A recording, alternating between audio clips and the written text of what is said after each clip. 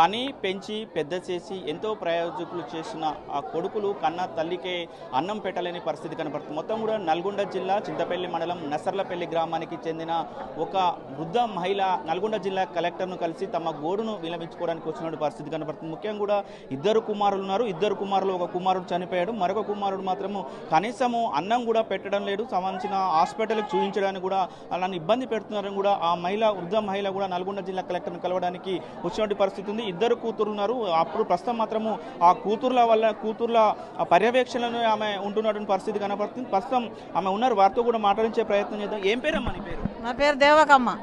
ఏం జరిగింది? ఎందుకు కలెక్టరేట్కి వచ్చావు? ఎందుకు సమస్య అంటే నేను అటాక్ వచ్చింది. అటాక్ వస్తే తీసుకొచ్చిండు, హాస్పిటల్ జాయిన్ చేసిండు. నా చిన్న కొడుకు 3 టెంట్లు పడ్డాయి. ఓ టెంట్కేమో 1,00,000 రూపాయలు కట్టాలి. జాయిన్ చేసిండు, ఇంకా చెప్పకుండా వెళ్ళిపోయిండు.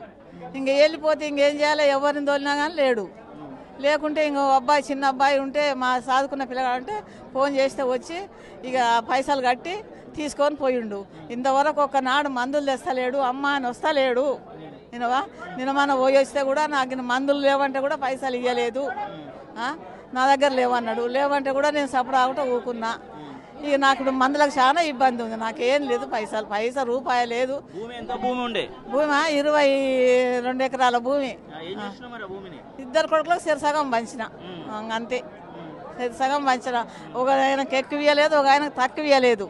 అయితే ఇక చిన్న ఆయన పెళ్ళం మాత్రం అంతలేని మాటలు అంటది. పెద్ద ఆమెమో జాడకే వస్తలేదు.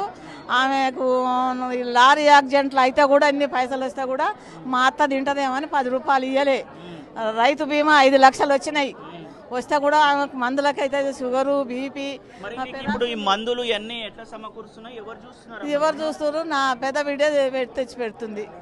ఆమెను అప్పు తెచ్చింది, పెట్టింది. ఇంకా అంతేనా, అప్పు తెచ్చి పెట్టింది. ఇక మందులు అంటే సప్పుడు లేదు. ఏదన్నా పట్టించుకుంటలేడు. ఇంకా ఆయననే లోకం వల్ల ఆయన ఉన్నాడు. మరి ఉన్న భూమి నేను చేసి నేనేం చేయాలి? నా భూమి నాకు రావాలి. కౌలు కన్నిచ్చుకుంటా, నేనేమన్నా చేసుకుంటా. ఇంత భూమి అమ్ముకొని ఇస్తలేడు నన్ను.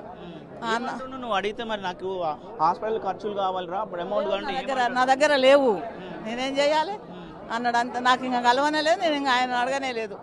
నాకు కలిసిండు. ఇట్లా వచ్చి హైదరాబాద్ వచ్చిపోయి కూడా మా అమ్మ ఏం చేసినట్లుందని రాలే. ఆ కొడుకు ఎంతో ప్రేమగా ఉన్నాడు కానీ మారిపోయిండు ఇప్పుడు 6 నెలల సంది. చిన్నప్పుడు గోరుముద్దలు తినిపించి ఆ చిన్న కొడుకు అంటే నీకు ప్రేమ ఎక్కువ ఉంటుంది, ఎవరికైనా ప్రేమ ఎక్కువ ఉంటుంది. అంతా గోరుముద్దలు తినిపించిన కొడుకు ఈ రోజు నిన్నే చూడలేకపోతున్న పరిస్థితి కనపడుతుందమ్మా. ఏమనిపిస్తుంది మరి? ఇంకేమనిపిస్తుంది? నా ఆశ నాకు వస్తే చాలు. నేను ఎవరికైనా కవులకి ఇచ్చుకుంటా, నేను అమ్ముకుంటానే ఏమైనా చేసుకుంటా. తెలుసుకొని మందులకు మాకలకు అవుతుంది. అక్కడ మందు మెయిన్ పాయింట్ నెలకు 10,000 పడుతున్నాయి మందులకు. వచ్చే నాకు డాక్టర్ ఫీజు వచ్చి మన నెలలో 10,000 అయినాయి. తెలిసే ఆయనకు. ఇంకా నాకేం లేదు నాయన. ఇప్పుడు కలెక్టర్ మేడం కలుస్తున్నావు, కలెక్టర్ మేడంకి ఏం చెప్తావు నువ్వు? నేనేం చెప్తాను, ఇదే చెప్తా. నా అమ్మ నన్ను చూస్తలేడు. నా భూమి 2 కొడుకులు సిరసగం చేసిన పట్ట చేయించుకున్నారు. నన్ను సాత్తాను అన్నారు. సాత్తానని కాగితం కూడా రాసి ఇచ్చిండ్రు. నన్ను చూస్తలేరు. నాకు 1 రూపాయి కూడా పెడతలేరు నాకు మందులకు. నేను ఎట్లా బతకాలి? నా భూమి నాకు వస్తే నేను కవులకి ఇచ్చుకుంటున్నా. నాకు అమ్ముకునే రైట్స్ రావాలి. అది సంగతి. చిన్న కోడలు భూమి సరసగా మంచుకున్నాం. ఆమె పెట్టండి నేను ఎందుకు పెడతా, ఆమె చేయండి నేను ఎందుకు చేస్తా అని ఆమె ఇట్లా మాట్లాడుతుంది. నన్ను మాటలు ఎన్నో అంటుంది. ఇక కానీ నేనే తల దూడ్చుకొని పోతున్నా. పెద్ద కోడలు హైదరాబాద్ ఉంది, చిన్న కోడలు అనేది పెద్ద ఆమె పెట్టదు. మేమెందుకు పెట్టాలి? మేము ఎందుకు ఒక్కలం భరించాలి? మేము ఒకళ్ళం భూమి సరసగం తీసుకున్నప్పుడు న్యాయంగా ఇద్దరం భరించాలి అని ఆమె అంటుంది. పెద్ద కోడలు నా దగ్గరికే వస్తలేదు.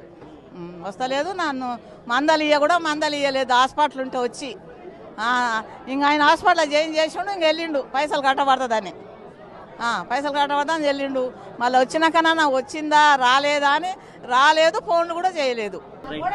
మొత్తం కూడా చూస్తున్నట్టు పరిస్థితి కనపడుతుంది. ఏదైతే చిన్నప్పుడు ఆ చిన్న కొడుకు కూడా అల్లారు మెద్దుగా పెంచి పెద్ద చేసి ఎన్నో ప్రయోజకులు చేసి వాళ్ళకి సంబంధించిన 22 ఎకరాల భూమిని కూడా ఇద్దరు కొడుకులకు కూడా సమానంగా పంచింది. ఒక కొడుకు యాక్సిడెంట్లో చనిపోవడం, ఇంకొక కొడుకు మాత్రం కన్నా తల్లినే చూడలేని పరిస్థితి కనపడుతుంది.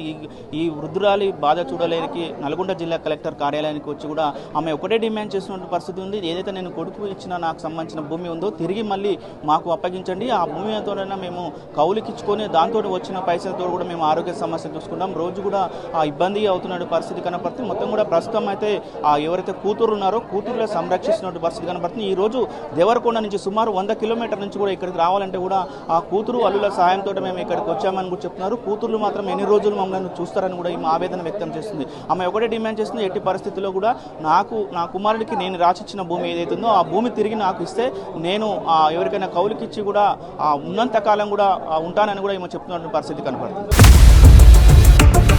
ఇండియా పాకిస్తాన్ ఉద్రిక్తతలపై లేటెస్ట్ అప్డేట్స్ కోసం డౌన్లోడ్ చేసుకోండి RTV లైవ్ యాప్.